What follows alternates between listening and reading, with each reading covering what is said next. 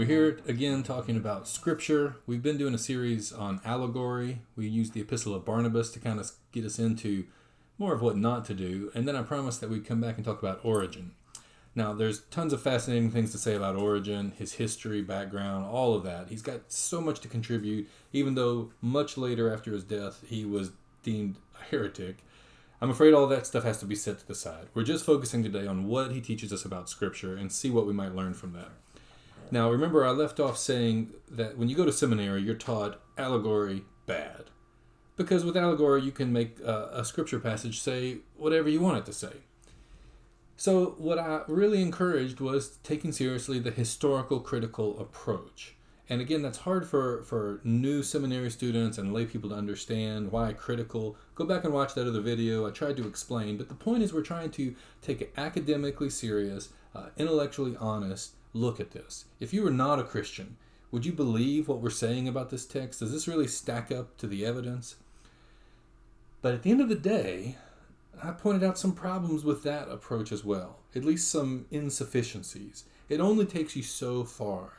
And so we're back to thinking through, maybe not allegory, although that's what it is traditionally called. Let's think through a theological reading of Scripture, and that's where Origen's going to be helpful. Now remember, if you heard me say nothing else in this whole series, I do think you should go to seminary. I do think you should learn the historical critical approach to Scripture. Period.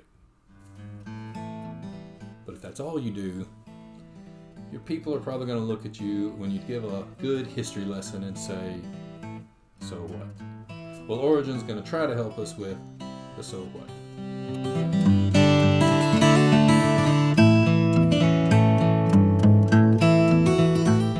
Well, to take Origen's threefold view of Scripture, this is said to mirror how we humans are made up of flesh, soul, and spirit. And now here, when we say the distinction between soul and spirit, soul is the Greek word psyche or psyche, so our mind, the psychic part of us, psychological part of us, and then that's distinct from the immaterial spirit, and of course the material bodily flesh. So if we were going to apply this to Scripture, let's start with that fleshly meaning, and that's what most people call the literal meaning of Scripture.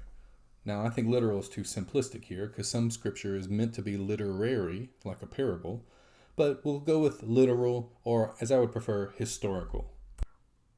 Then the next level of Scripture is the ethical, because if you think the literal is the only meaning, you're missing the point. There's a moral to the story. But the tricky part here is how to find or know the moral. What are the ethics here? It's tempting to go with the human characters, and sometimes they're helpful, but sometimes characters like David are terrible moral examples. So instead you have to look for God, and what is the character of God, and how does that apply to our morality? That brings us to our third and highest meaning of Scripture, what most people call the allegorical. But I don't think it's strictly that.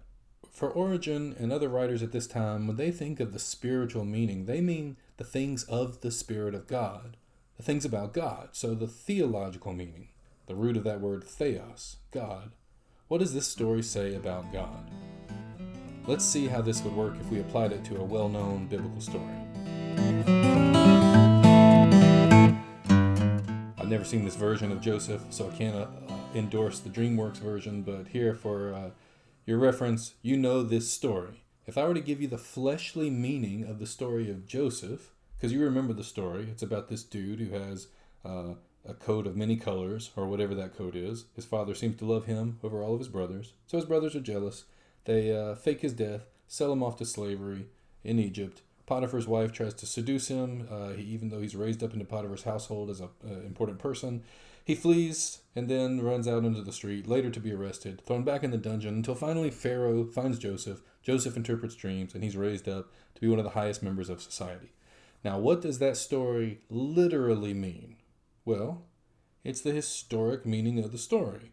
There was literally this dude named Joseph. He literally had a father who loved him more than others and gave him some special coat, and his brothers literally sold him off into slavery, and he was literally raised up into Potiphar's wife, etc., etc., etc.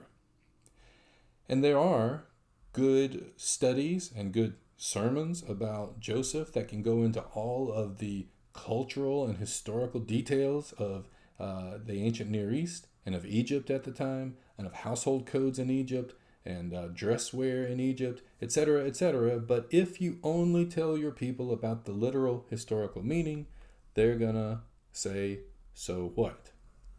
Origen would say, you've only scratched the surface. So we need to get to this second, psychic or psychological or soul level. What's the moral of the story?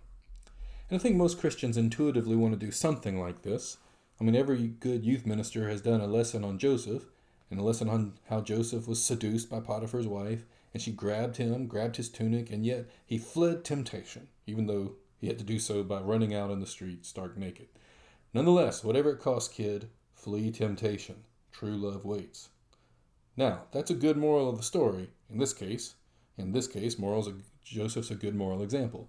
But even that's not enough, says Origen. And if you stop there, you still miss the main point of the story. So we finally come to that highest level, the spiritual level or the theological level. What does this say about God? Notice what happens in this story. Joseph's father places this special coat on him. His brothers tear this coat off and he's left for dead. Potiphar raises him up out of prison, puts his own signet ring on him, his own cloak. He's raised up into his own household. Potiphar's wife tears this cloak off of him as well. He's cast back into the dungeon. Joseph tells these dreams. He's in tune to the things of God. And finally, Pharaoh himself raises him up out of the dungeon, puts his own signet ring on his finger, his cloak upon his shoulders, gives him the highest office in the land, second only to Pharaoh. And when the brothers appear, Joseph says, you meant all of this for evil, but God meant all of this for good. This is a story about God, a God who clothes his people, who protects his people, a God who has a plan for his people. And if you never got to that highest theological level, Origen would say, you've missed the whole point of the story.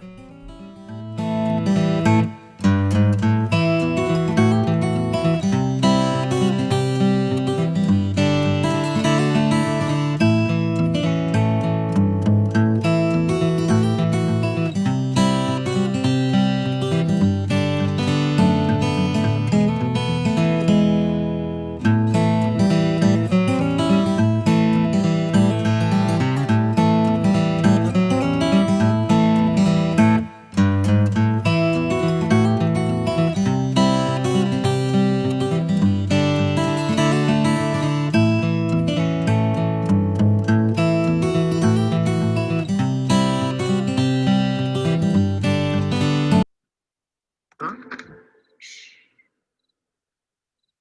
Why are you here? Is something wrong? Yeah.